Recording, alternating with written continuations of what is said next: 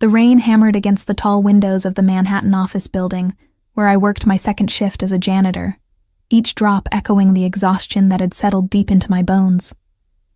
At 23, my life had become a carefully choreographed dance of survival.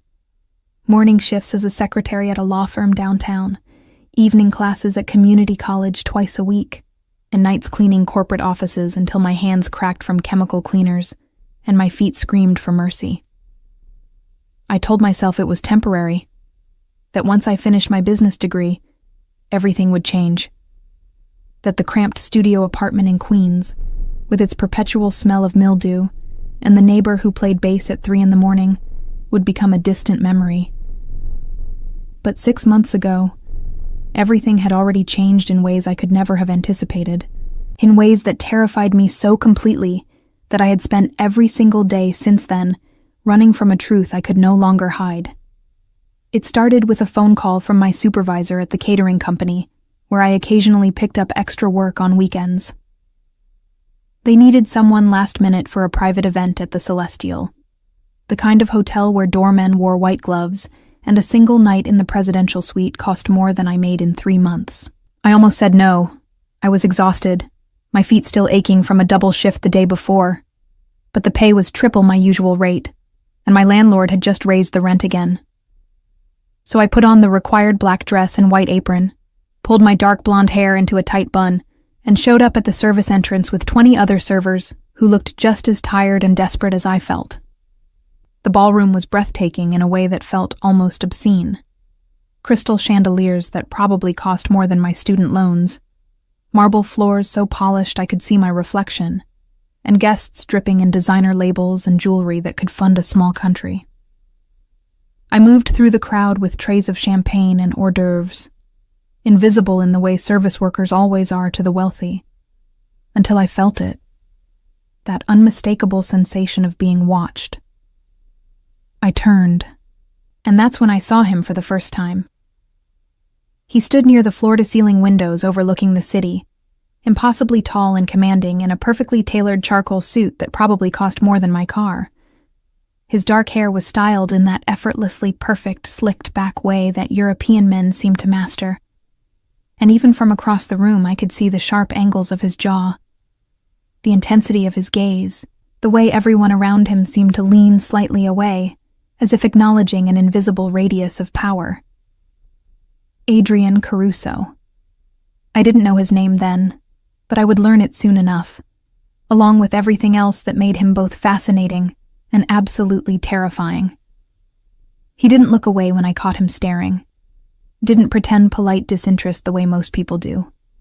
Instead, he raised his glass slightly in acknowledgement, the corner of his mouth lifting in something that wasn't quite a smile, but held more meaning than any words could convey. My heart started racing in a way that had nothing to do with the physical exertion of carrying heavy trays, and I told myself to look away, to remember that I was there to work, not to get tangled up with men who wore Rolex watches and radiated danger like cologne. But he found me anyway during my break, in the empty service corridor where I was trying to catch my breath and give my aching feet a rest. He appeared so quietly I didn't notice him until he spoke, his voice low and accented in ways that suggested Italian roots and expensive boarding schools. We talked for what felt like hours, but was probably only 20 minutes, about art, about the hypocrisy of wealth, about my dreams of finishing school and starting my own business someday. He listened in a way that made me feel like I was the only person in the entire city. And when he touched my hand, just a brief brush of his fingers against mine, I felt electricity shoot through my entire body. I should have walked away then. I should have recognized the warning signs, the way other guests gave him a wide berth, the deference in their eyes that went beyond respect into something closer to fear, the fact that he had 3 men in dark suits watching from a distance who were clearly not there for conversation. But I was 23 and exhausted, and so tired of being invisible, and when he asked if I wanted to see the view from the rooftop garden after my shift ended, I heard myself say yes, before my rational brain could intervene. The rooftop was empty, the city spread out below us like a carpet of stars, and when he kissed me against the glass railing with the wind whipping around us, I forgot every sensible thought I'd ever had. We went to his suite. Of course he had a suite, probably had several. And what happened next was the kind of night that exists only in movies or romance novels that embarrass you to read on the subway. He was intense and gentle and completely present in ways I had never experienced. And for those few hours, I let myself believe that maybe fairy tales could happen to girls like me. That maybe I could be someone worth pursuing by a man who looked like he'd stepped out of a magazine. But morning came the way it always does, and with it came reality. While he slept, I checked my phone and made the mistake of Googling his name. What I found made my blood turn to ice. Articles about organized crime, investigations into money laundering and racketeering, photographs of him leaving courthouses with lawyers who specialized in getting dangerous men acquitted. Adrian Caruso wasn't just wealthy and powerful. He was the head of one of the most feared crime families on the East Coast.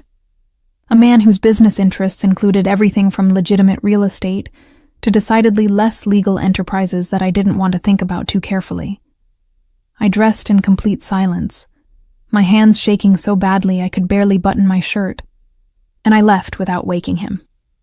I threw away the business card he'd left on the nightstand with his private number, deleted the hotel from my map history, and spent the entire subway ride home, trying to convince myself that it had been a one-time mistake, a momentary lapse in judgment that I would never repeat. I told myself that men like Adrian Caruso didn't pursue girls like me beyond a single night, that he probably had a dozen women more sophisticated and beautiful than I could ever hope to be, that I would never see him again, and that was for the best. 2 weeks later, I took a pregnancy test in the bathroom of a CVS, and when both lines appeared, I sat on that toilet for 20 minutes, trying to remember how to breathe. The second test confirmed it. So did the third. I made an appointment with a clinic in Brooklyn under a fake name, paid in cash, and listened to the doctor confirm what I already knew. I was approximately 6 weeks pregnant, healthy, and facing a decision that would define the rest of my life. I thought about terminating the pregnancy. I'm not ashamed to admit that. I thought about it seriously, made appointments I didn't keep, researched options until my eyes burned. But every time I got close to making that choice, something stopped me.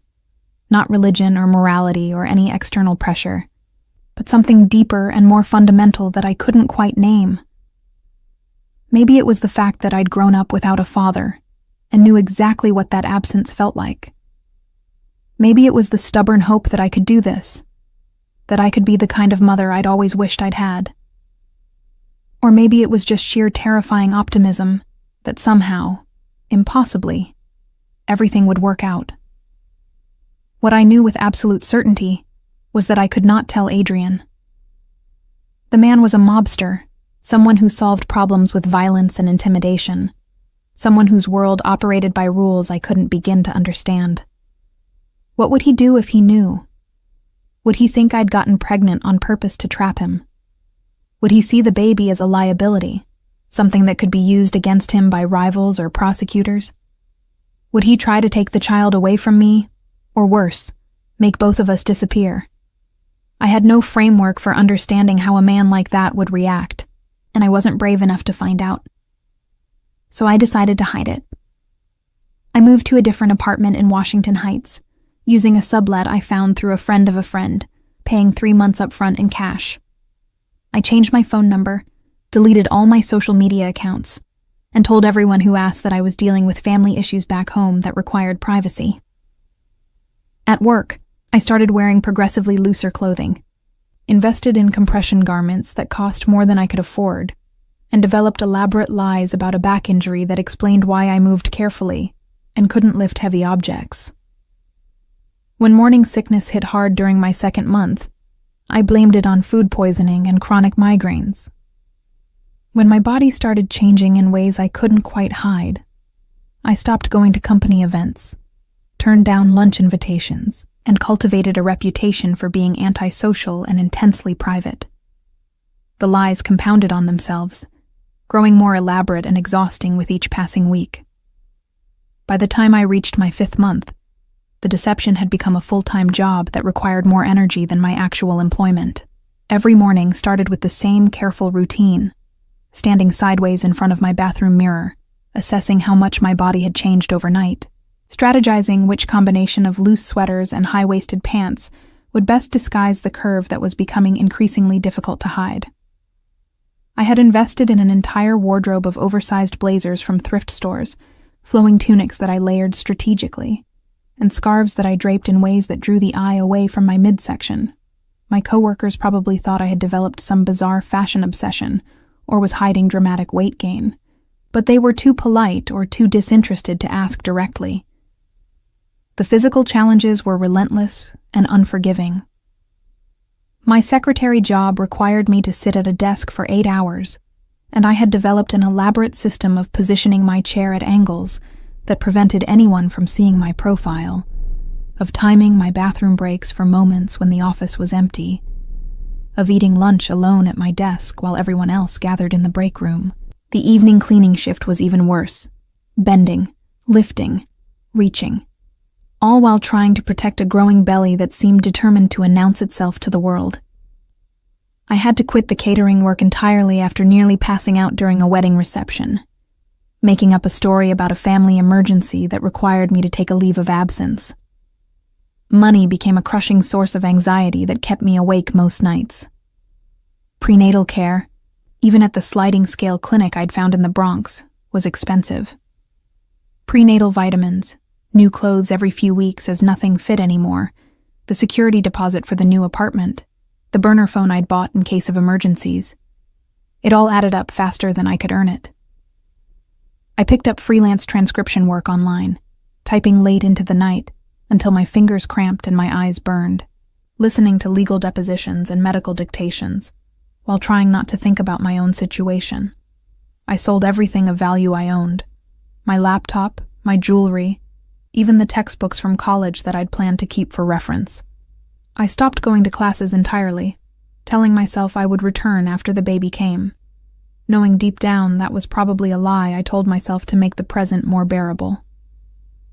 The isolation was perhaps the hardest part, even harder than the physical discomfort or the financial stress. I had never been someone with a large social circle, but I'd had friends, casual relationships with coworkers, a network of people who made life feel less lonely. All of that disappeared the moment I decided to hide the pregnancy. I stopped responding to text messages, declined every invitation, invented excuses for why I couldn't meet for coffee or drinks or even a quick lunch. My best friend from college, Sarah, who had known me since freshman year, called me 17 times in 1 week before finally sending a message that said she was worried about me, and would I please just confirm I was alive.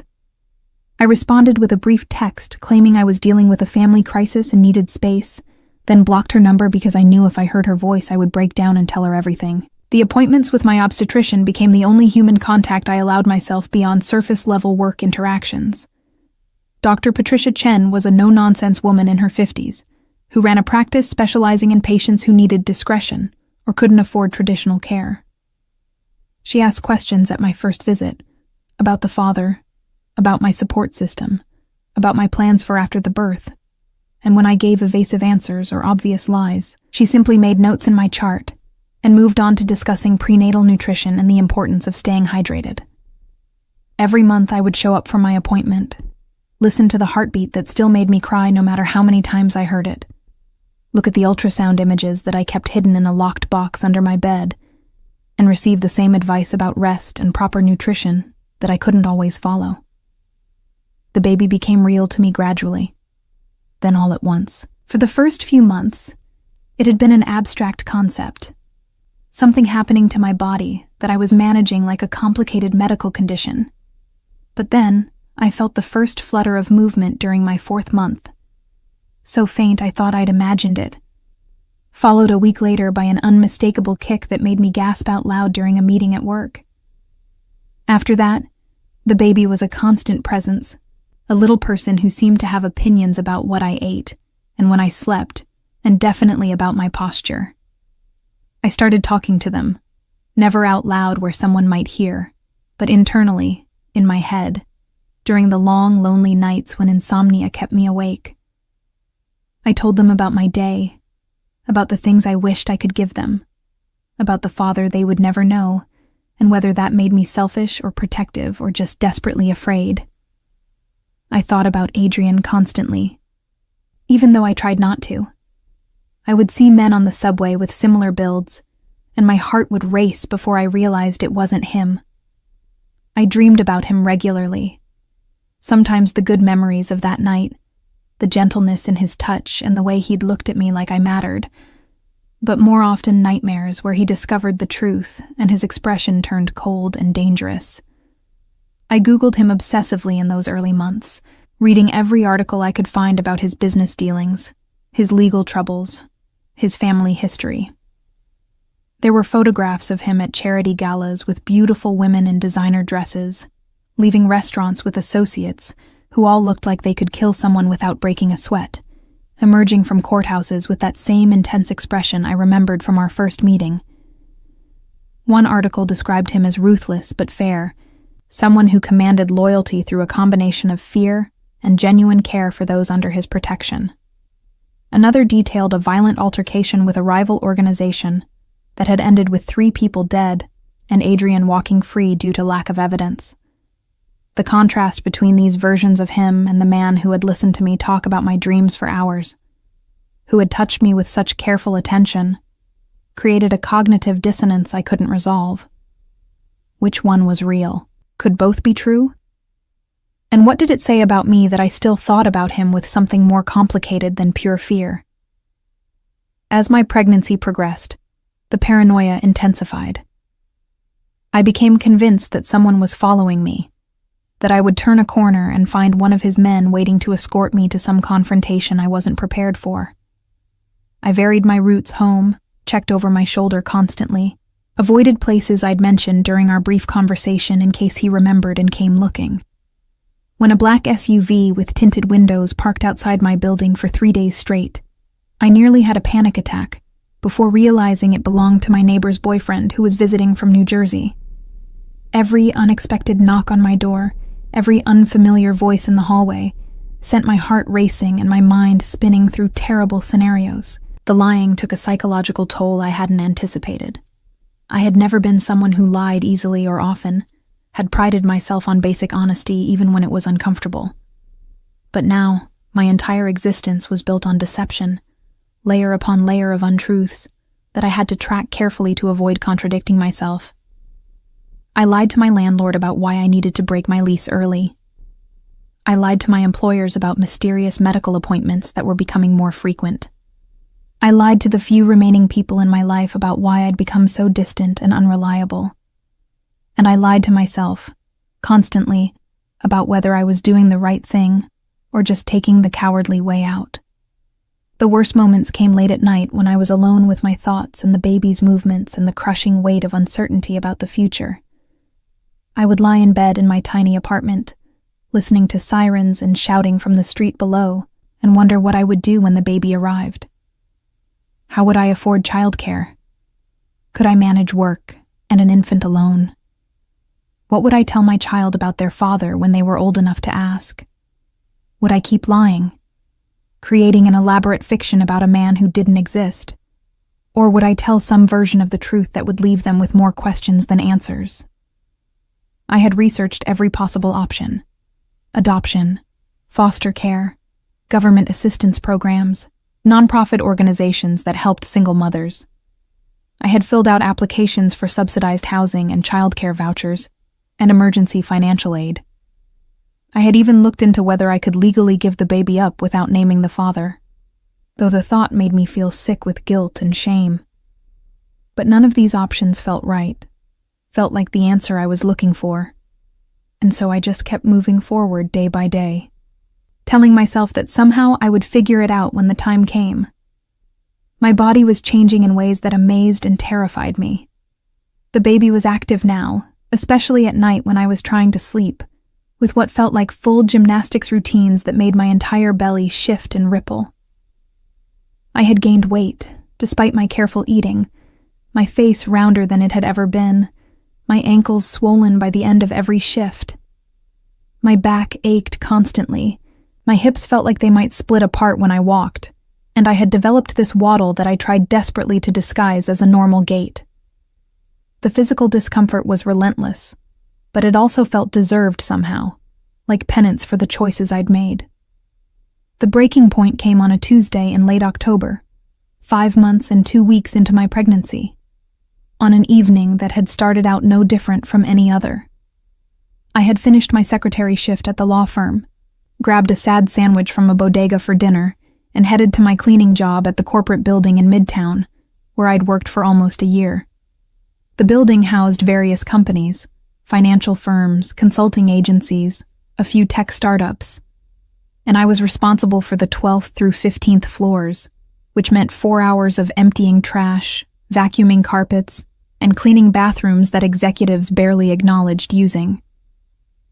That particular evening, I felt off from the moment I arrived. The baby had been active all day, pressing against my ribs in ways that made it hard to breathe deeply, and I'd developed a headache during my commute that seemed to intensify with every passing hour. I pushed through anyway because I couldn't afford to miss a shift, not when I was already behind on saving money for when I wouldn't be able to work at all.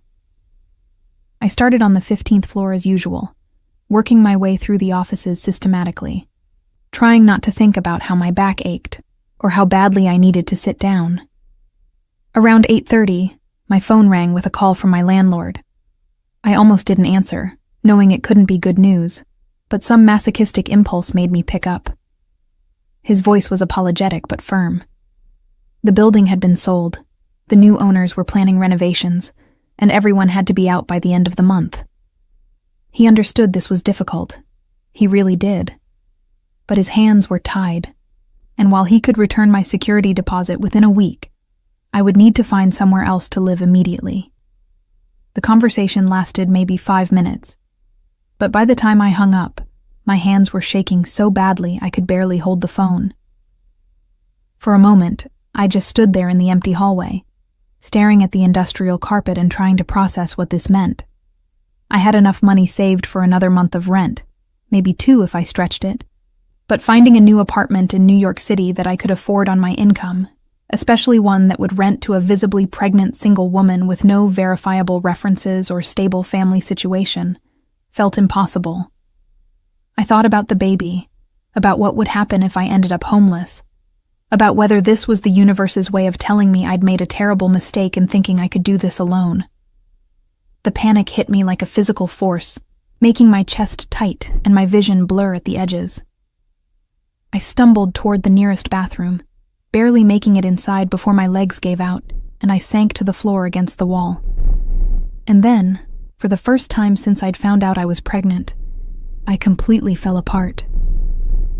The tears came in huge, gasping sobs that I couldn't control. The kind of crying that makes your whole body shake and your throat raw. I wrapped my arms around my belly, feeling the baby moving inside me, and cried for everything I'd lost and everything I was afraid of losing still. I don't know how long I sat there on that cold tile floor, hunched over my pregnant belly in an empty bathroom in a building where I was supposed to be working. It could have been 5 minutes or 30. All I knew was that at some point, I became aware of footsteps in the hallway, heavy and deliberate, stopping right outside the bathroom door. I tried to quiet my crying, to pull myself together, but my body wouldn't cooperate. The door handle turned even though I'd locked it, and then the entire door frame shuddered as someone forced it open with what sounded like a single powerful kick. I looked up, tears still streaming down my face, and saw him. Adrian Caruso stood in the doorway of that bathroom like an apparition from my worst nightmares and most secret wishes, dressed in a 3-piece navy suit that probably cost more than I made in 6 months. His dark hair perfectly styled in that slicked-back way I remembered, a diamond-studded watch catching the fluorescent light. For a moment, we just stared at each other, and I watched his expression shift from concern to shock, to something I couldn't quite identify as his eyes traveled from my tear-stained face down to where my arms were wrapped protectively around a belly that was no longer possible to hide. His voice, when he finally spoke, was rough and low and filled with an emotion I'd never heard from him before. "Natalie." Just my name. but the way he said it made me start crying harder. He moved toward me, and I instinctively pressed myself harder against the wall, which made him stop mid-step like I'd slapped him. "How long?" he asked, and I could hear him fighting to keep his voice level. "How long have you been pregnant?" I couldn't answer, couldn't form words past the sobs that kept coming. He crouched down slowly, carefully, keeping some distance between us like he was approaching a frightened animal. Up close, I could see details I'd forgotten. The small scar above his left eyebrow, the exact shade of his eyes which were darker than I remembered, the way a muscle in his jaw tightened when he was trying to control himself. "Who's the father, Natalie?" His voice had gone very quiet, very dangerous. "Tell me now, who's the father?" The question hung in the air between us, and I knew I had seconds to make a decision that would change everything. I could lie, tell him it was someone else, some invented boyfriend or random hookup that had nothing to do with him. But looking into his eyes, seeing the way he was barely holding himself together, I couldn't do it. The truth came out in a whisper that was barely audible. "You are." I watched the words hit him like a physical blow. He rocked back on his heels, his hand coming up to his mouth, his eyes going wide with something that looked like shock and fury and hurt all mixed together. "You're telling me," he said slowly, his accent thickening the way it had that night when his emotions had overcome his careful control, "that you've been carrying my child for," he gestured at my obvious belly, "months? And you didn't think I deserved to know." "I was scared," I managed to say through my tears. "I didn't know what you would do. I didn't know if you would—" I couldn't finish the sentence, couldn't articulate all the terrible scenarios I'd imagined. His expression hardened, and when he spoke again, his voice was cold enough to make me shiver. "What did you think I would do, Natalie? What exactly did you imagine?" He stood up abruptly, pacing the small bathroom like a caged animal. "Did you think I would hurt you, force you to do something you didn't want, make you disappear?" Each question was sharper than the last, and I could hear genuine pain underneath the anger. "I don't know you," I said, and it came out more defensive than I intended. "We spent one night together. I only knew what I read about you online, and none of it suggested you would be happy about an accidental pregnancy with someone you barely knew." He turned to face me so fast I flinched. "One night," he repeated, his voice incredulous. "You think that was just one night to me? You think I haven't spent the last 6 months trying to find you, wondering what I did wrong to make you run away like I was some kind of monster?" He ran his hand through his hair, disrupting the perfect styling. "I had people searching for you, Natalie. Discreetly, because I didn't want to scare you, but I looked. Do you have any idea how much it costs to disappear from someone with my resources? How carefully you must have hidden?" I stared at him, processing this information that contradicted everything I'd assumed. "You looked for me?" My voice came out small, uncertain. "Of course I looked for you," he said, and suddenly all the anger seemed to drain out of him, leaving behind something that looked almost like devastation. He sank down against the opposite wall, putting his head in his hands. "That night meant something to me. You meant something to me. And then you just vanished, and I thought—" He stopped, looked up at me with eyes that held too much emotion. I thought I'd imagined the connection, that I'd misread everything, that I was just another rich man who'd convinced himself a beautiful woman actually wanted him for more than his money. The vulnerability in his admission made my chest ache. "It wasn't like that," I said quietly. "That night it was real. All of it was real. That's why I ran, because it scared me how much I felt, how fast everything happened. And then I found out who you really were, and I panicked." He was quiet for a long moment, studying my face like he was trying to read my thoughts. So instead of talking to me, Instead of giving me a chance to be part of this, you decided to hide my child from me for months. To struggle alone, to cry on bathroom floors, to... His gaze swept over my cheap, oversized clothes, my tired face, and I could see him piecing together just how difficult things had been. How have you been managing? Financially? With medical care? I've been managing, I said, lifting my chin with what little pride I had left. I have 2 jobs. I found a clinic. You've been barely surviving. He cut me off, his voice hard. Don't lie to me, Natalie. Not now. Not about this. He stood up, and suddenly he was looming over me, this tall, powerful man who could probably destroy my life with a phone call if he wanted to. You're coming with me. What? I tried to push myself up off the floor, but my body wouldn't cooperate. No, I can't just... This isn't a negotiation. He reached down, and before I could protest, he'd scooped me up in his arms like I weighed nothing, pregnancy belly and all. You're exhausted, you're upset, and you're carrying my child.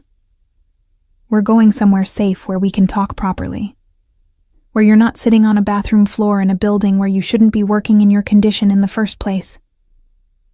Put me down, I said, but there was no force behind it. The truth was, I was so tired, so overwhelmed, and being held by someone who actually seemed to care about my well-being, even if he was also furious with me, felt better than I wanted to admit. Adrian carried me out of that bathroom and through the empty office building like I was something precious and breakable, his arms steady and strong around me, despite my protests that I could walk. In the elevator, I caught our reflection in the mirrored walls, him in his expensive suit looking every inch the powerful man he was, me in my cleaning uniform with tear-stained cheeks and a belly I could no longer hide. The contrast between us almost absurd. His jaw was set in a hard line, and I could see a muscle ticking in his cheek that suggested he was holding back a storm of emotions through sheer force of will.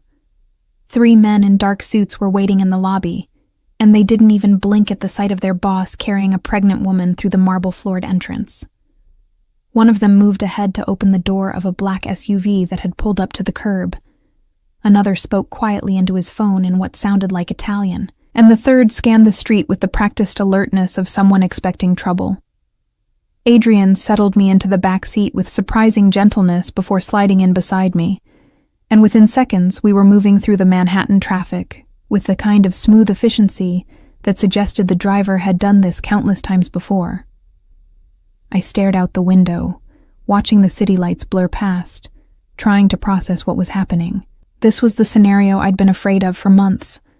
Being found, being confronted, being pulled into Adrian's world whether I wanted to be or not. Except it wasn't playing out the way I'd imagined. He wasn't threatening me or trying to take control through intimidation.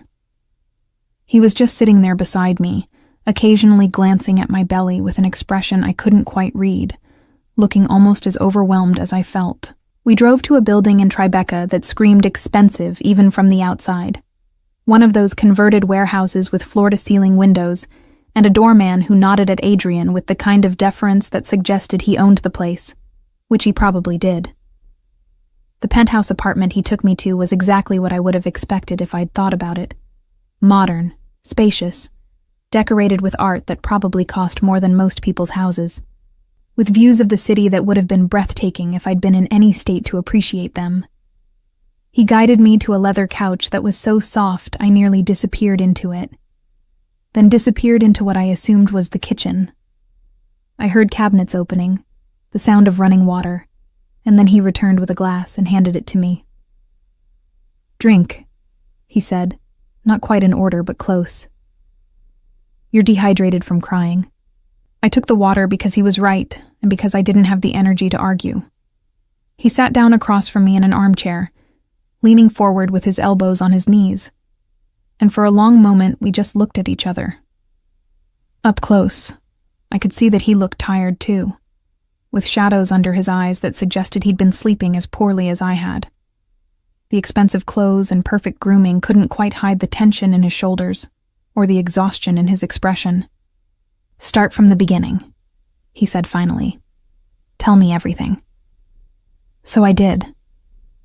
I told him about taking the pregnancy test, about the panic and fear and impossible decisions, about moving apartments and changing my number and quitting school. I told him about the clinic appointments I went to alone, about the ultrasound images I kept hidden in a box, about talking to the baby late at night when I couldn't sleep. I told him about selling my possessions to pay for prenatal vitamins, about the lies I'd told everyone I knew, about the crushing loneliness of going through pregnancy without a single person to share it with. And I told him about the phone call tonight, about losing my apartment and feeling like everything was falling apart at once. He listened without interrupting, his expression becoming progressively darker as I spoke.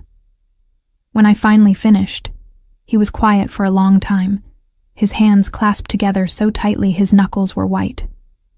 "You should have come to me," he said, and his voice was rough with emotion he was barely controlling. "The moment you found out, you should have found a way to contact me." "I was terrified of you," I said honestly.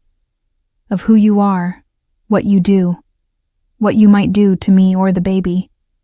Every article I read made you sound dangerous and unpredictable, and I didn't know if I was just some random hookup you'd already forgotten or if—" "You were never random," he interrupted, his eyes intense on mine. "That night with you was the first time in years I'd felt like I could be something other than what everyone expects me to be. You talked to me like I was just a man, not a name or a reputation or something to be afraid of. Do you have any idea how rare that is in my world?" I shook my head, not trusting myself to speak. The raw honesty in his voice was breaking down walls I'd built up over months of self-protection. He stood up abruptly, began pacing the expensive hardwood floors. "I understand why you were scared. I'm not blind to what people say about me, and most of it is true. I've done things that would horrify you, made choices that haunt me, built my life in a world where violence is currency and loyalty is bought with fear." He stopped, turned to face me.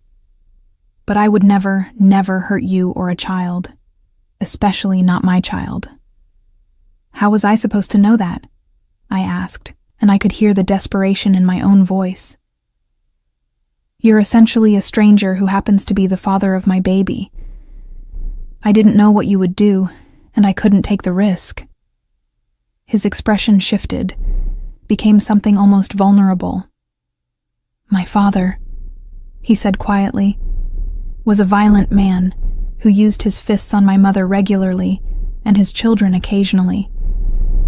I watched her make excuses for black eyes and broken ribs, watched her fade into someone I didn't recognize. When she finally got sick, cancer that might have been treatable if she'd had the money and access to proper care, he barely visited the hospital. She died when I was 15, and I swore on her grave that I would never become him, that if I ever had a family I would protect them with everything I had." I felt tears starting again, but for different reasons this time. "I'm sorry," I whispered. "I didn't know." "Of course you didn't know," he said, and some of the hardness left his voice. "We had one night, Natalie. One perfect night that I've replayed 1,000 times, trying to figure out what I did to make you run. But we're past that now. The question is what we do moving forward." He sat back down, and this time he looked at me with an intensity that made my breath catch. "I want to be involved. Not just financially, though obviously I'm going to take care of that immediately. I want to be part of this pregnancy, part of our child's life. I want—" He stopped, seeming to struggle with the words. "I want us to try. Not because you're pregnant, though that's certainly a factor, but because I haven't been able to stop thinking about you since that night. Because when I heard you crying and recognized your voice, my first thought wasn't about the pregnancy or the deception. It was that I'd finally found you, and I wasn't going to let you disappear again. My heart was pounding so hard I was sure he could hear it. "Adrian, I don't know if I can be part of your world. The things you do, the danger. I'll change," he said immediately. "Not who I am fundamentally, but the parts that put you at risk. I've been thinking about stepping back from certain operations anyway, delegating more to people I trust. And I have resources you can't imagine. Security, protection, the ability to make sure you and the baby are safe no matter what threats might arise." "That's not normal," I said, almost laughing despite everything. "Normal people don't need security teams and protection details. We stopped being normal people the moment you got pregnant with the heir to the Caruso family," he said bluntly. "Whether you like it or not, this child makes you both targets. My enemies will see you as leverage, as a weakness they can exploit. The only way to keep you safe is to bring you into my protection fully, to make it clear that touching you means war with me." The reality of what he was saying settled over me like a weight. I'd been so focused on hiding from Adrian that I'd never really considered the other dangers that might exist, the threats from people I didn't even know existed. "This is insane," I said. My life was supposed to be simple. I was supposed to finish college, maybe start a small business, live in a normal apartment and have a normal family. "Maybe you still can," he said softly. "Just with some very well-paid security personnel in the background and a significantly nicer apartment." He reached out slowly, giving me time to pull away, and when I didn't, he placed his hand gently on my belly. The baby kicked immediately, as if responding to his touch, and I watched his expression transform into something like wonder. The next few days passed in a blur of changes that happened so fast I could barely process them. Adrian didn't ask for my permission or input so much as inform me of decisions he'd already made, and while part of me bristled at his high-handed approach, I was too exhausted and overwhelmed to fight most of it. Within 24 hours of that bathroom confrontation, he'd moved all my possessions from my tiny apartment in Washington Heights to a secure building in the Upper East Side, where he maintained what he called a safe house. A 3-bedroom apartment with round-the-clock security, a kitchen that was bigger than my entire previous living space, and windows that overlooked Central Park, with views that probably cost more per month than I'd made in a year. He didn't move in with me, which surprised me until I realized he was trying to give me space to adjust, to not overwhelm me more than he already had. But he was there constantly. Morning, afternoon, evening, showing up with takeout from restaurants I'd only read about in magazines, with prenatal vitamins from a pharmacy that apparently delivered to his home, with books about pregnancy and parenting that he'd clearly spent hours selecting.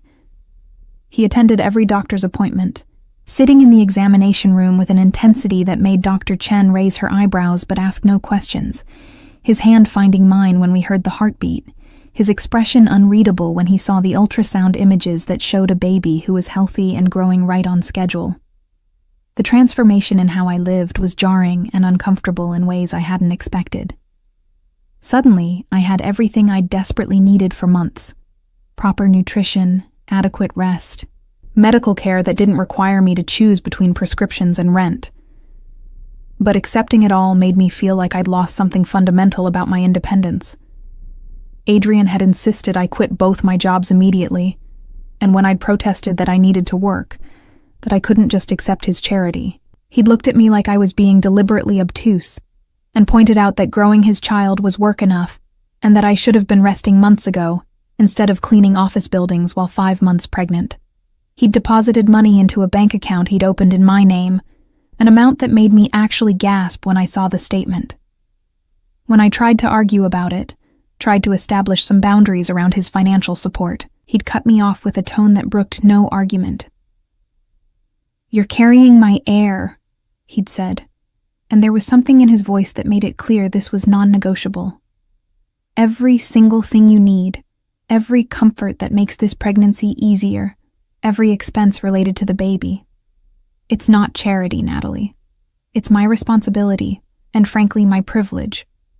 Don't insult either of us by pretending you don't need the help." But it wasn't just about money or comfort or logistics. What unsettled me most was how Adrian was around me, how he seemed to be genuinely trying to be different from what I'd expected. He was still intense, still commanding, still clearly someone who was used to getting his way and had the power to make it happen. But with me, he was careful in ways that suggested he was constantly monitoring himself, reining in impulses that might scare me or make me pull away. He asked before touching my belly, even though I could see how much he wanted to feel the baby move. He listened when I talked about my fears or concerns without trying to immediately fix everything. He brought me books and music and ridiculous amounts of food, learning my preferences through trial and error with a focus that would have been touching if it wasn't also slightly overwhelming. We talked more than I'd expected about everything and nothing. He told me about growing up in his family, about the expectations and pressures and violence that had shaped him, about his mother who he'd loved, and his father who he'd feared and eventually replaced. He was honest about his business in ways that sometimes made me uncomfortable. He didn't glorify it, or pretend it was something it wasn't, but he also didn't apologize for choices he'd made to survive and eventually thrive in a world that had very different rules than the one I knew. And slowly, carefully, he began sharing his vision for how things could be different, for how he could step back from the most dangerous aspects of his operations and focus on legitimate businesses that wouldn't put his family at risk. I've been thinking about this for a while. He admitted one evening while we were sitting in the apartment's living room, him in an armchair and me on the couch, with my feet propped up because my ankles had started swelling. Even before I found you again. The violence, the constant threat of prosecution or war with rivals, it's exhausting and it's not sustainable.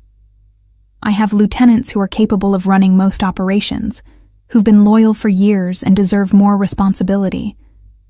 I can maintain oversight without being directly involved in things that might get me killed or imprisoned. Can you really walk away? I asked skeptically. I thought once you were in that life, you were in it permanently. I'm not talking about walking away entirely, he clarified. I'll always be who I am, always have connections and influence. And yes, some business interests that operate in gray areas. But there's a difference between being the person who makes every decision and gets their hands dirty, and being someone who delegates and maintains strategic control from a distance. My child deserves a father who's present, who's not constantly looking over his shoulder or preparing for the next attack. I wanted to believe him, wanted to trust that he could change enough to make this work. But I'd read enough about organized crime to know that leaving wasn't simple. That enemies didn't just forget about you because you decided to be less involved. What about the people who see the baby as leverage? I asked, voicing the fear that had been growing since he'd first mentioned it. You said your enemies would target us. How does you stepping back change that? His expression hardened. It doesn't, not entirely. Which is why you'll have security with you whenever you leave this apartment. Why the baby will have protection from the moment they're born. Why I'm restructuring my entire operation to eliminate the rivals who pose the biggest threats. He leaned forward, his eyes intense. I know this isn't the life you wanted, Natalie. I know it's not normal or simple or anything like what you imagined when you thought about having a family. But I can keep you safe. Both of you. That's not arrogance. It's a promise I'm prepared to back up with every resource I have. The certainty in his voice should have been reassuring, but instead, it just highlighted how far my life had diverged from anything I'd planned. I thought about the girl I'd been 6 months ago, the one who'd been focused on finishing college and building a modest, stable life. That version of me felt like a stranger now, someone naive who'd had no idea how quickly everything could change. I'm scared, I admitted quietly. Of this world, of what it means for our child, of whether I'm strong enough to survive in it. You're already surviving in it, he said. You've been surviving it for months, alone, with no support and minimal resources. You're stronger than you think, Natalie. You just need to stop trying to do everything by yourself and let someone help carry the weight. Over the following weeks, I started to let myself believe that maybe, possibly, this could work. Adrian was relentless in his attention, showing up every day with the kind of consistency that slowly wore down my defenses. He learned what foods made my morning sickness worse and brought alternatives. He noticed when I was tired and insisted I rest, sometimes physically guiding me to the bedroom and staying until I fell asleep. He asked questions about the baby constantly. Did I have preferences for names? How did I want to decorate the nursery? Did I want to know the sex or wait until birth? With an enthusiasm that felt genuine rather than obligatory. But there were also moments that reminded me exactly who he was and what his world entailed. Like the afternoon when I heard him on the phone speaking rapid Italian, his voice cold and commanding in ways I'd never heard directed at me, clearly issuing threats or orders that made whoever was on the other end scramble to comply. Or the night when he showed up with bruised knuckles and a cut above his eye that he dismissed as just business, refusing to elaborate despite my questions. Or the constant presence of security personnel who appeared whenever I left the apartment, silent men and women who watched everything with the kind of alertness that suggested they were expecting trouble.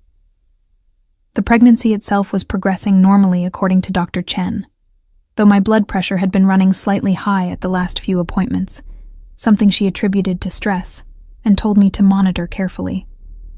The baby was active and healthy, measuring right on track.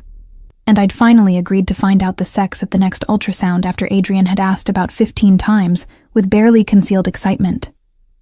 He was convinced it was a boy, talked about teaching him things and protecting him and giving him the childhood that Adrian himself had never had. And the tenderness in those moments made my chest ache with complicated emotions I wasn't ready to name.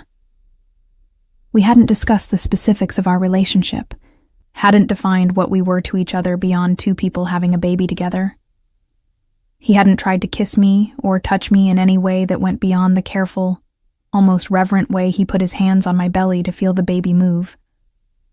I didn't know if it was because he was giving me space to adjust or if he simply didn't see me that way anymore, and I was too afraid to ask because I wasn't sure what answer I wanted to hear. Everything changed on a cold November evening when I was 6 months pregnant and starting to feel like maybe we had figured out a fragile equilibrium that could actually work. Adrian had left earlier that afternoon for what he'd described as an important meeting with some associates, promising to be back for dinner and asking what I wanted him to bring. I'd been reading in the living room, occasionally talking to the baby about everything and nothing, when I heard shouting from the hallway outside the apartment, followed by sounds that could only be gunfire. My entire body went cold with terror. I grabbed my phone with shaking hands and tried to call Adrian, but it went straight to voicemail. The security guard who was supposed to be stationed outside my door burst in, a woman named Maria who'd been nothing but professional in the weeks I'd known her. "We need to move you now," she said, her voice urgent but controlled. "There's been a breach in the building. Protocol is to get you to the safe room immediately." I barely remember the next few minutes.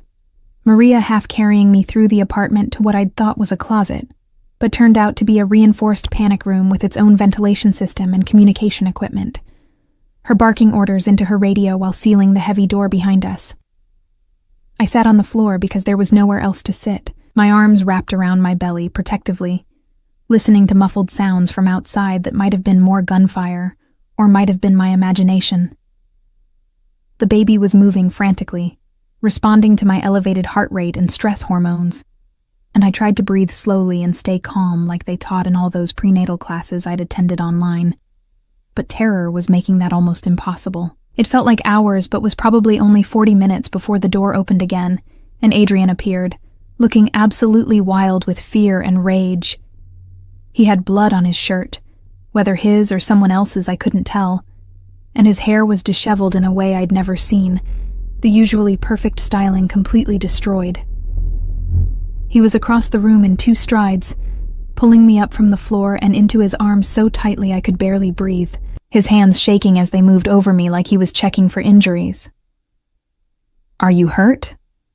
His voice was rough, almost unrecognizable. "Did anyone touch you? Is the baby..." "We're fine," I managed to say, though I was shaking so hard I could barely get the words out. "What happened? What was that?" His expression turned absolutely murderous. "Rivals," he said shortly. "The Moretti family, trying to send a message by going after you. They didn't get close. Maria and the team did their job, but they tried, and that's enough." He was still holding me, and I could feel the tension vibrating through his entire body. "I'm ending this, tonight. They wanted a war, and they're going to get one, but not the kind they expected." "Adrian, no," I started to say, but he cut me off with a look that was pure predator, nothing gentle or careful about it. "This is not up for discussion," he said, and there was steel in his voice. "They went after my child, my family. There are lines you don't cross in our world, and they crossed the most fundamental one. I gave them chances to back down, to acknowledge boundaries, and they refused. So now I respond the only way people like them understand." I could see there was no arguing with him, not in this state, and honestly I wasn't sure I wanted to argue. They'd tried to get to me, to the baby, and some primal part of me that I didn't entirely recognize wanted them to pay for that. "What are you going to do?" I asked quietly. "What I should have done months ago," he said. "Eliminate the threat completely. Remove the people who run the Moretti operations.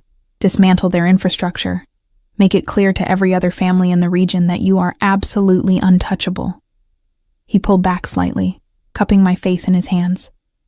"I need you to trust me. Can you do that?" I nodded, even though I wasn't entirely sure what I was agreeing to. He kissed my forehead gently, such a contrast to the violence I could feel coiling in him. And then he was giving Maria detailed instructions about security protocols and backup plans and things I only half understood. He told me he'd be back as soon as possible, that I should stay in the apartment with enhanced security, that everything would be different after tonight. And then he was gone, and I was left alone with my fear and my racing thoughts and a baby who wouldn't stop kicking. Maria tried to get me to eat something, to rest, but I couldn't do either. I paced the apartment for hours, imagining worst-case scenarios, wondering what eliminate the threat actually meant in practice, terrified that Adrian wouldn't come back or that he would come back changed in ways I couldn't handle. The baby's movements became more agitated as the night wore on, responding to my stress in ways that made me feel guilty and helpless. It was almost dawn when Adrian finally returned, looking exhausted and grim but uninjured. He found me in the nursery we'd been slowly putting together, sitting in the rocking chair and staring at the empty crib. He didn't say anything at first, just pulled me up and held me, and I could feel how tightly wound he still was despite the weariness in his body. "Is it over?" I asked against his chest. "It's over," he confirmed. "The Moretti leadership is gone, their operations dismantled, their territory redistributed. The other families have been informed that you and the baby are under my absolute protection, and anyone who threatens that will face the same consequences. You're safe now, Natalie. I promise you're safe." I wanted to ask for details, wanted to know exactly what he'd done and who had died, and whether I should be horrified or grateful, or both. But looking at his face, seeing the weight of whatever had happened in the shadows of the last few hours, I couldn't make myself ask. Instead, I just nodded and let him lead me to bed, where he held me while I finally fell asleep from pure exhaustion. The next few weeks were strange and tense. Adrian was different after that night, harder in some ways, but also more determined to prove that he could be the father and partner he'd promised to be. He accelerated his plans to step back from direct operations, promoted people he trusted to handle the day-to-day business, and spent more time with me than I'd ever expected. He was there for every appointment, every milestone, every moment of discomfort or fear. He read pregnancy books with an intensity that would have been amusing if it wasn't also touching, asked Dr. Chen so many questions that she started bringing extra time to our appointments, and generally threw himself into preparing for fatherhood with the same focus he'd probably once applied to building his empire. We still hadn't defined what we were to each other, but something had shifted after the attack. We were closer now, united by the very real danger we'd faced, and the baby that connected us more surely than any words could. He still didn't push for physical intimacy beyond holding me when I needed comfort, or putting his hands on my belly to feel the baby move. But there was a tenderness in how he looked at me that made my heart race in ways that had nothing to do with fear. I went into labor 3 weeks early, on a snowy January afternoon, when Adrian was in a meeting with his lawyers about transferring various business assets. My water broke dramatically while I was trying to organize the nursery, and suddenly everything became chaos. Maria calling for backup, Adrian appearing within minutes, looking absolutely terrified despite his attempts to stay calm, the drive to the hospital that felt both too fast and not fast enough. And then hours of labor that were simultaneously the most painful and most profound experience of my life, with Adrian holding my hand through every contraction, whispering encouragement in English and Italian, looking at me like I was performing some kind of miracle. The attack came during the final stage of labor, when I was too far gone to really process what was happening. I heard shouting, saw Adrian pull a gun from somewhere, watched him position himself between me and the door with an expression that promised death to anyone who came through it. Maria and the rest of the security team locked down the delivery room, while hospital security dealt with what turned out to be a last desperate attempt by remaining Moretti associates to harm us. It was over in minutes. The threat neutralized before it could get anywhere near us, but it cemented something fundamental.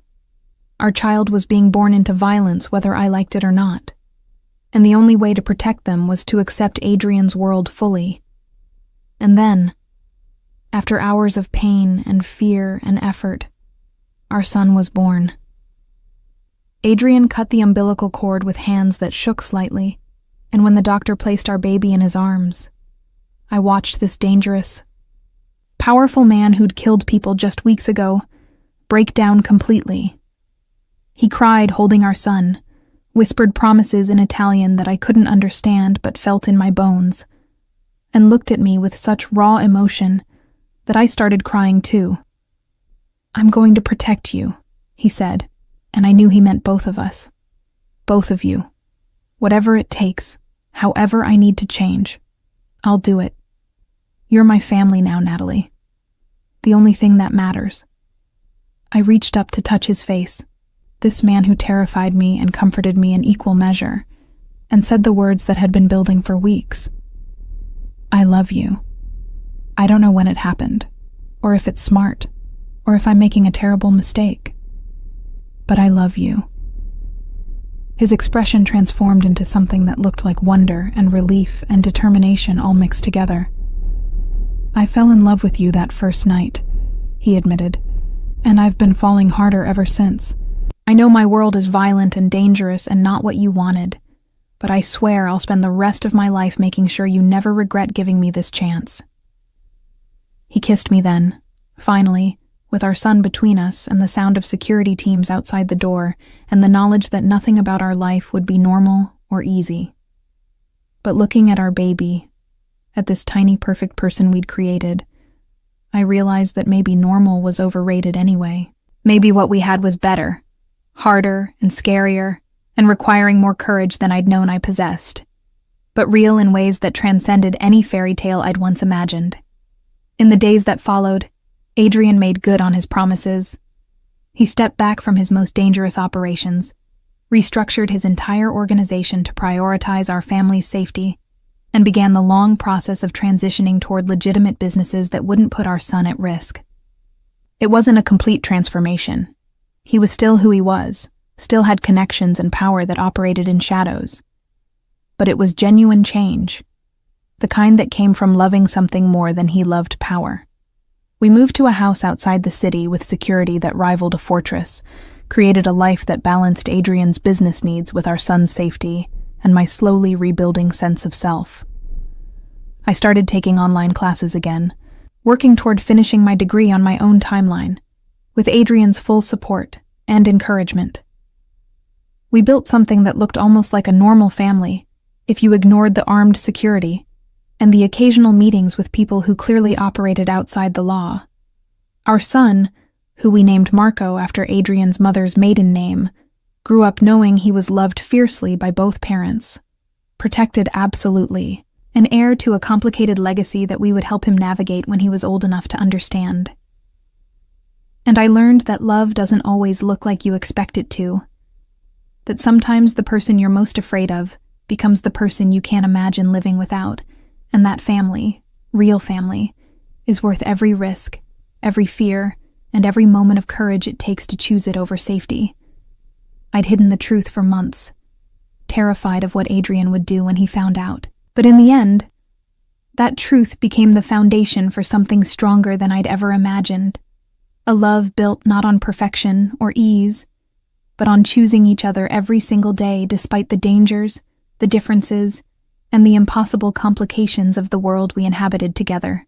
The first few months of Marco's life were a study in contradictions that I never could have anticipated. Moments of pure domestic bliss interwoven with stark reminders that our family existed in a world most people only saw in movies. I would be sitting in our nursery at 3 a.m, feeding our son while watching the sunrise over the heavily secured property, feeling like the most normal new mother in the world. And then I'd notice the armed guard doing rounds outside the window, and remember that normal had never really been an option for us. Adrian had meant what he said about protection, about restructuring his entire life around keeping us safe, and the evidence of that commitment was everywhere I looked.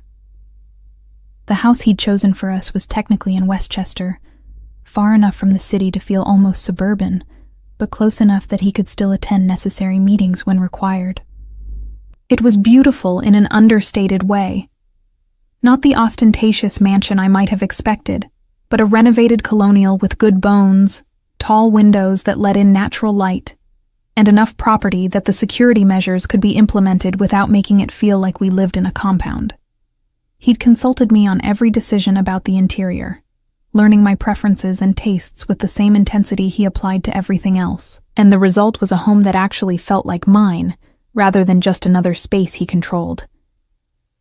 But the security was undeniable, and sometimes suffocating.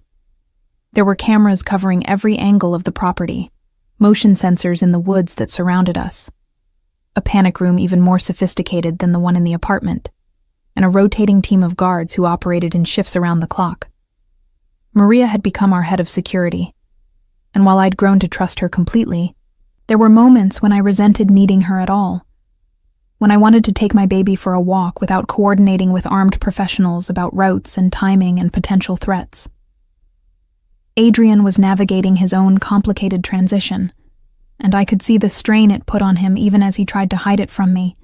He'd been true to his word about stepping back from direct involvement in the most violent aspects of his business, delegating authority to lieutenants he'd been grooming for years, focusing his attention on legitimate enterprises that couldn't be traced back to organized crime. But pulling away from that world wasn't as simple as just making a decision. There were expectations he had to manage, alliances he had to maintain carefully so they didn't feel betrayed or weakened, and a constant need to prove that his reduced involvement didn't mean he was weak or vulnerable to challenge. I watched him take phone calls at odd hours, his voice dropping into that cold, commanding tone that still made me shiver sometimes, issuing orders or making decisions about things he carefully never discussed with me in detail. He would disappear for meetings that lasted hours, coming home with tension written across his shoulders and exhaustion in his eyes, and I learned not to ask too many questions about where he'd been or what he'd done. It wasn't that he was deliberately hiding things from me. We'd established early on that I didn't want or need to know the specifics of operations that might keep me awake at night, but rather that we'd found an unspoken agreement about the boundaries between his business and our family life. What surprised me most was how naturally he took to fatherhood, how the same intensity and focus that made him dangerous in his professional world translated into complete devotion to our son. He was involved in every aspect of Marco's care, in ways that defied every stereotype I'd ever heard about powerful men and parenting. He learned to change diapers with the same precision he probably applied to planning operations, studied baby development milestones like they were intelligence reports, and got up for night feedings without complaint, even when I knew he had important meetings the next morning.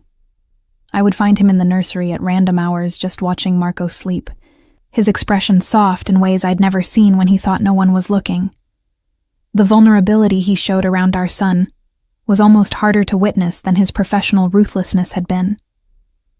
He was terrified of doing something wrong, of somehow damaging this perfect little person we'd created. And that fear made him second-guess himself in ways that were completely foreign to a man who normally made decisions with absolute certainty. He asked me constantly if he was holding Marco correctly, if he was feeding him right, if the baby seemed happy or uncomfortable, or in need of something Adrian didn't know how to provide. And when Marco would curl his tiny hand around Adrian's finger or fall asleep on his father's chest, I would watch this feared mobster absolutely melt with an emotion so pure it made my heart ache. We were learning to be partners, not just co-parents, but actual partners in building a life together, and it was harder than I'd expected. We came from such different worlds, had such different experiences and expectations, that even simple decisions could become complicated negotiations. I wanted Marco to have a normal childhood with playdates and public parks and regular school, while Adrian's instinct was to keep him isolated and protected with private tutors and carefully vetted companions. I believed in letting him develop independence gradually, while Adrian struggled with the idea of our son being anywhere we couldn't see him, or beyond the reach of immediate security. We fought about these things, sometimes late into the night after Marco was asleep. Both of us passionate about what we thought was best for our child, but we also learned to compromise, to find middle ground between my hopes for normalcy and his need for security. Adrian agreed to let Marco have experiences outside our protected bubble as long as appropriate precautions were in place, while I acknowledged that some level of security was necessary and not just Adrian being paranoid. We talked about our own childhoods, about what we'd missed and what we wanted to give our son, and those conversations helped us understand each other in deeper ways. I began to see how Adrian's need for control came from a place of profound fear. Fear of losing us the way he'd lost his mother. Fear of failing to protect what mattered most. Fear that one mistake could cost him everything he'd finally allowed himself to care about. My relationship with Adrian himself continued to evolve in ways that both thrilled and terrified me. We'd acknowledged our feelings for each other in that hospital room, but actually building a romantic relationship while simultaneously learning to parent together was complicated. We were living in the same house, raising a child together, but we hadn't discussed marriage or made any formal commitment beyond our shared dedication to Marco. Adrian had given me the master bedroom while he took a guest room down the hall, respecting my need for space, even though I could sometimes feel his frustration with the arrangement. The physical tension between us was constant and growing. He would brush past me in the hallway and I'd feel electricity shoot through my entire body. I'd watch him hold our son and want nothing more than to be wrapped in those same arms. He'd look at me sometimes with such naked desire that I'd have to look away before I did something impulsive. But we were both holding back, both afraid of rushing into something before we'd fully established the foundation of trust and partnership we needed. It was about 4 months after Marco's birth when things finally shifted. I'd been cleared by my doctor to resume normal activities, though the exhaustion of new motherhood and the lingering effects of pregnancy made normal feel like a distant goal. Adrian had been away for a 2-day trip to the city to handle some business he couldn't avoid, and when he returned late on a Saturday night, I was still awake in the living room, unable to sleep despite my exhaustion. He found me curled up on the couch with a book I wasn't really reading, and something about the way he looked at me made my breath catch. "I missed you," he said simply, and there was such raw honesty in those 3 words that I felt something crack open in my chest. Not just Marco, though of course I missed him too, but you, Natalie. I miss talking to you, hearing your laugh, just being in the same room with you. These last 2 days felt like torture. I set down my book, my heart pounding. "I missed you too," I admitted. "The house feels empty when you're not here. Marco kept looking around like he was searching for you, and I kept wanting to tell you things, or ask your opinion, or just... I stopped, not sure how to articulate the depth of what I was feeling. He crossed the room slowly, giving me time to object or pull away, and when I didn't, he sat beside me on the couch, close enough that I could feel the heat of his body. "I've been trying to give you space," he said quietly, "trying not to push you into anything before you were ready. But I need you to know that what I feel for you isn't just about Marco or obligation or gratitude. I'm in love with you, Natalie. Completely. The way you are with our son, your strength, your stubbornness when you think I'm being too controlling, the way you've adapted to this insane life without losing who you are. Everything about you makes me fall harder." I reached up to touch his face, tracing the sharp line of his jaw, the small scar above his eyebrow. "I'm scared," I whispered. "Scared of how much I feel. Scared of your world. Scared that something will happen and I'll lose this before I've really had a chance to appreciate it." "I'm scared too," he admitted, and the vulnerability in his eyes was almost painful to see. "Terrified that I'll fail you, that I won't be able to keep you safe, that you'll wake up one day and realize you've made a terrible mistake tying yourself to someone like me. But I'm more scared of not trying, of living in the same house with you, and pretending that what we have is just co-parenting when it's so much more than that." I kissed him then, finally closing the distance we'd been maintaining for months, and it felt like coming home and jumping off a cliff simultaneously. He responded with a carefully controlled passion that suggested he'd been holding himself back for far longer than I'd realized, his hands moving to cup my face, his kiss deepening until I was breathless and dizzy and completely lost in the feeling of finally letting myself have this. We didn't sleep together that night. We were both too aware of Marco sleeping upstairs, too conscious of taking things slowly, despite the intensity of what we felt. But we stayed on that couch until dawn, talking and kissing and making promises about the future we wanted to build together.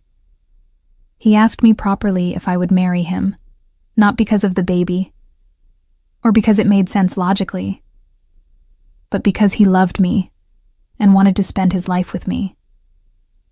And I said yes, knowing it meant fully accepting his world with all its complications and dangers, because the alternative, a life without him, was unthinkable. The engagement was kept private initially, just between us and our closest circle. Adrian gave me a ring that was beautiful, but not ostentatious, a single perfect diamond that caught the light in ways that made me think of that first night when everything had started. We planned a small wedding for the summer, just family and trusted friends, in the garden of our home where security could be managed, and we could celebrate without worrying about public attention or potential threats. But planning a wedding while parenting an infant, and managing the complexities of Adrian's business transition, was predictably chaotic.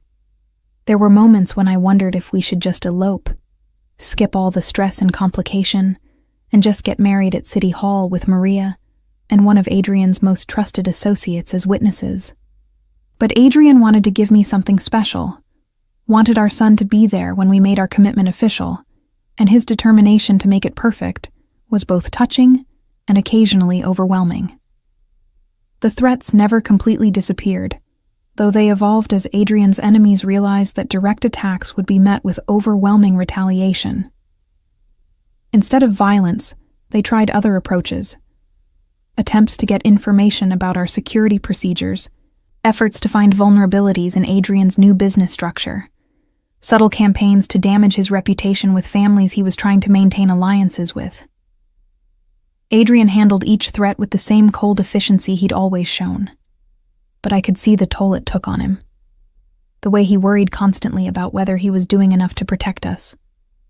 There were still nights when I woke up in a panic, convinced I'd heard something suspicious, only to find Adrian already awake and alert, his weapon within reach even though we had security throughout the property. There were still moments when I resented the restrictions on our lives, when I wanted to just take Marco to a playground without coordinating with armed guards or planning escape routes. And there were still times when I looked at my life and couldn't quite believe this was real, that I'd gone from hiding a pregnancy in fear to building a family with one of the most dangerous men on the East Coast. But there were also moments of pure joy that made all the complications worthwhile. Watching Adrian teach Marco to make silly faces, the two of them giggling together with identical expressions of delight. Finding love notes hidden around the house that Adrian left for me to discover, small reminders that he was thinking about me even during his busiest days. The quiet evenings when we would sit together after putting Marco to bed, just talking about everything and nothing, building the foundation of intimacy that went beyond physical attraction or shared responsibility. I finished my degree that spring, taking online courses during Marco's naps and studying late into the night with Adrian's encouragement and support. Walking across the stage to receive my diploma at a heavily secured ceremony that probably gave the university security nightmares, with Adrian and Marco in the audience, was one of the proudest moments of my life. It represented something fundamental about not losing myself completely in the chaos of the last year, about maintaining goals and dreams that were mine independent of being Marco's mother or Adrian's partner. Adrian made good on his promise to transition toward legitimate business, though I learned that legitimate in his world often meant technically legal, but still operating in moral gray areas. He invested heavily in real estate development, in technology startups that needed capital and connections, in hospitality ventures that benefited from his understanding of how to manage complex operations. He maintained relationships with his old world, but at a careful distance, consulting rather than commanding, advising rather than controlling. It wasn't a complete severing. That probably wasn't possible given his history. But it was genuine change that came from putting us first. We got married on a perfect June afternoon in our garden, with Marco, now 8 months old and impossibly beautiful, serving as our ring bearer with Maria's help. It was small and intimate, with fewer than 30 people in attendance, but it felt more real than any elaborate ceremony could have been.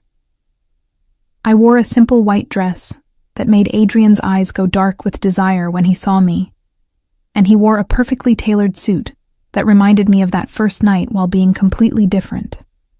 We wrote our own vows, and when Adrian promised to protect and cherish and choose me every single day, regardless of what threats or challenges arose, his voice broke with emotion that made half the guests cry. That night, after all the guests had left and Marco was asleep and the house was finally quiet, we were finally, completely together as husband and wife. It was different from that first night. Slower, more intentional, weighted with all the history and love and commitment we'd built.